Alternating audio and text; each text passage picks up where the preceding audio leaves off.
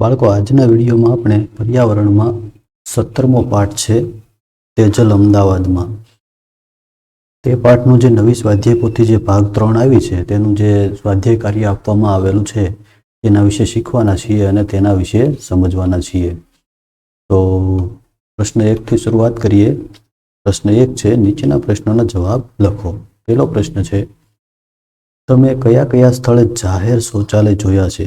તેના નામ લખો, તેમાં તમારો અનુભવ લખો.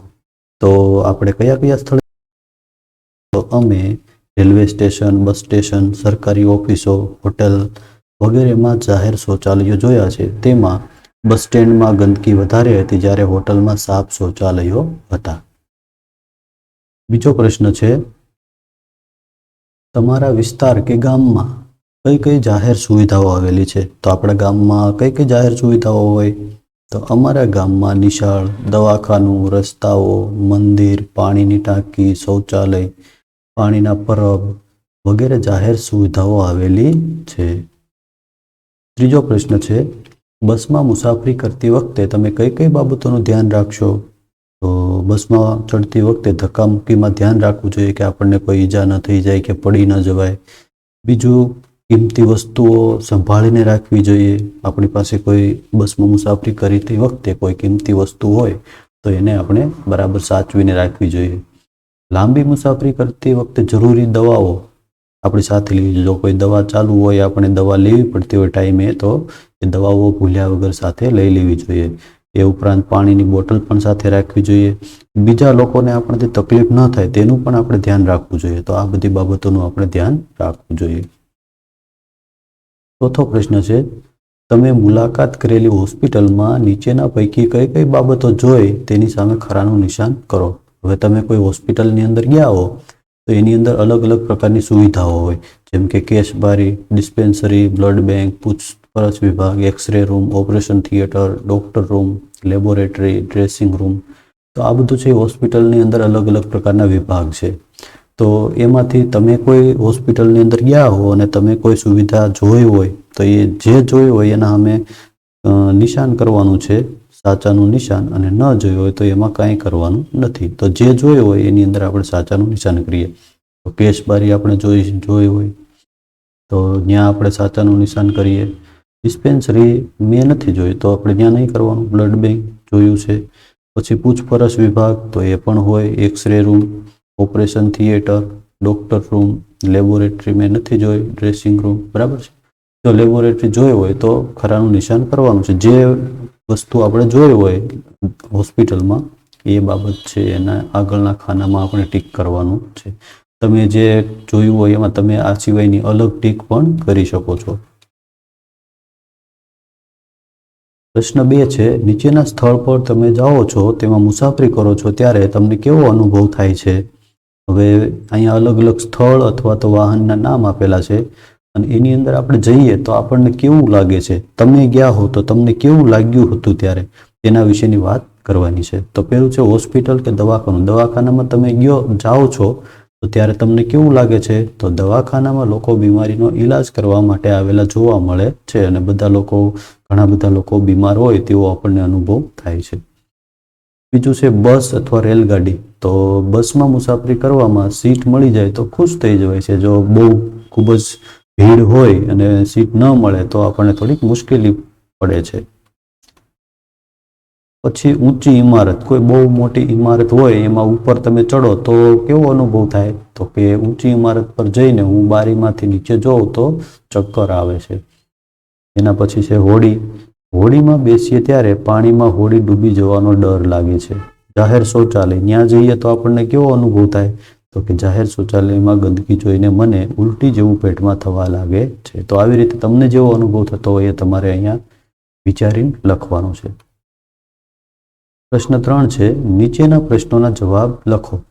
તો એમાં પહેલો છે, ઊંચા મકાનોમાં ઉપરના માળે જવા સીડી સિવાય અન્ય કઈ વ્યવસ્થા હોય છે? તો એનો જવાબ છે, ઊંચા મકાનોમાં ઉપરના માળે જવા માટે સીડી સિવાય લિફ્ટની વ્યવસ્થા હોય છે. બીજો પ્રશ્ન છે, તમે તમારા ઘરે પીવાનું પાણી કેવી રીતે મેળવો છો? તો એનો જવાબ છે, અમે અમારા ઘરે પીવાનું પાણી ગ્રામ પંચાયતના નળ કનેક્શનમાંથી મેળવીએ છીએ. ત્રીજો પ્રશ્ન છે, લોકો પાણીનો બગાડ કઈ કઈ રીતે કરે છે? તેનો જવાબ છે, લોકો નાહવા માટે જરૂર કરતાં વધારે પાણીનો ઉપયોગ કરીને, ખુલ્લા નળ મૂકીને, બગડેલા નળ ન બદલાવીને પાણીનો બગાડ કરે છે.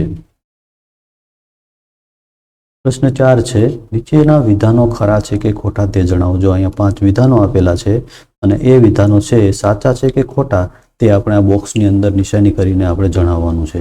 તો એમાં પહેલું વિધાન છે, જાહેર સ્થળો પર ખૂબ ભીડ હોય છે. જાહેર સ્થળો પર ખૂબ ભીડ હોય છે. સાચું છે ખોટું છે?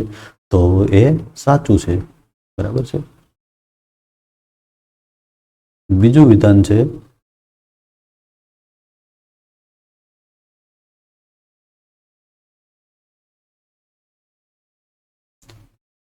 વિધાન છે, લોકોએ ખુલ્લી જગ્યામાં શૌચ માટે ન જવું જોઈએ. તો એ પણ વિધાન સાચું છે. તો એને પણ આપણે ખરાનું નિશાન કરીશું.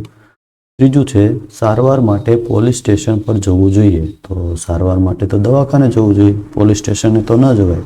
તો એ ખોટું છે. એમાં આપણે ખોટું કરીશું. ચોથું છે, મોટા કુટુંબને નાના ઘરમાં ખૂબ મુશ્કેલી પડે છે. જો મોટો પરિવાર હોય એને નાના ઘરની અંદર રહેવાનું હોય તો એને ઘણી બધી મુશ્કેલી પડે. એ સાચું છે. એ વિધાન છે સાચું છે. એટલે એમાં સાચાની નિશાની કરવાની છે. પાંચમું છે, દિવસે ઘરમાં લાઇટ ચાલુ રાખવી જોઈએ. તો દિવસે તો અજવાળું જ હોય, તો લાઇટ શું કામ ચાલુ રાખવી જોઈએ? તો એ વિધાન ખોટું છે, ચાલુ ન રાખવી જોઈએ. આગળ પ્રશ્ન 5 છે,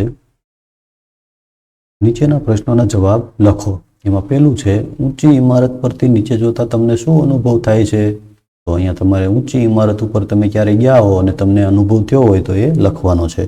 તો અહીંયા મેં મારો અનુભવ લખ્યો છે, એ તમારે નમૂના રૂપ છે. તમારે તમારો અનુભવ લખવાનો છે. ઊંચી ઇમારત પરથી નીચે જોતા નીચેના વૃક્ષો અને મકાનો નાના દેખાય છે અને ત્યાં કોઈ વાહનનો કે બીજો કોઈ અવાજ પણ નથી હોતો, એટલે વાતાવરણ પણ એકદમ શાંત લાગે છે. મને હું બધાથી ઉપર હોઉં અને અલગ જ દુનિયામાં હોઉં એવો અનુભવ થાય છે. જો આમાં મેં મારો અનુભવ લખેલો, તમારે તમારી જાતે જ તમારો અનુભવ લખવાનો છે કે ઊંચી ઇમારત પર જાઓ તો તમને કેવો અનુભવ થાય છે. બીજો પ્રશ્ન છે, શહેરમાં ઊંચી ઇમારતો કેમ બનાવવામાં આવે છે? જો નાની નાની ઇમારતો કેમ નહીં બનાવતા હોય, મોટી મોટી શું કામ બનાવતા છે ઊંચી ઊંચી ઇમારતો? તો એનો જવાબ છે, શહેરમાં ઘર બનાવવા માટે જગ્યાનો અભાવ હોય છે. તેથી ઓછી જગ્યામાં વધારે ઘરો બનાવવા માટે ઊંચી ઇમારતો બનાવવામાં આવે છે. બરાબર છે. જમીન ઓછી હોય છે અને માણસો વધારે હોય છે શહેરની અંદર, તેથી બધા લોકો માટે ઘર છે એ જમીનની નીચે જ બનાવી શકાય નહીં. એટલે એક ઓછી જગ્યાની અંદર વધારે ઘર બનાવવા માટે ઊંચી ઇમારતો બનાવવામાં આવે છે.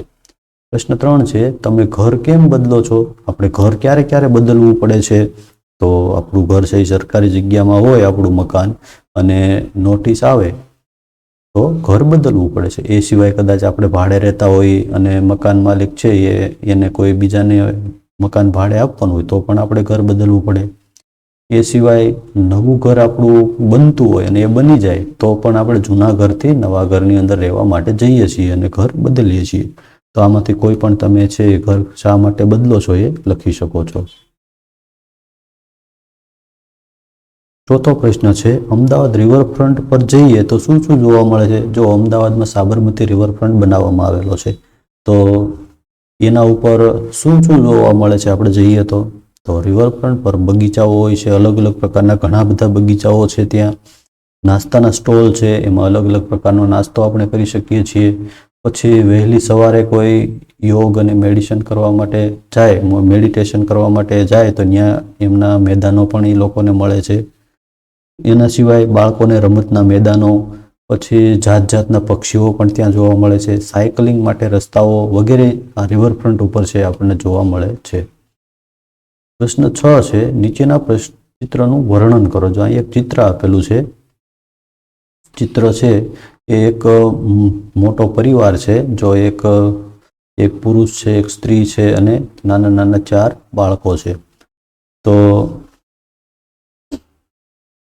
એની અંદર ચિત્રની અંદર આપણને શું જોવા મળે છે એનું આપણે વર્ણન કરવાનું છે. તો ચિત્રની અંદર એક ભાઈ છે એ સૂતા છે, એક બેન અહીંયા બેઠા છે અને આ એક બાળક છે ખાઈ રહી છે, છોકરી છે, આ છોકરી છે એ રોટલી બનાવે છે, આ બાળક છે એ રમકડાથી રમે છે, આ છોકરો છે એ ટીવી જોવે છે, આ બાજુ થોડાક વાસણ દેખાય છે, બરાબર છે. અને અહીંયા પાણીની ડોલ એક ભરેલી દેખાય છે અને નાનો એવો એક ઓરડો છે અને એની અંદર આખો પરિવાર છે એ રહે છે.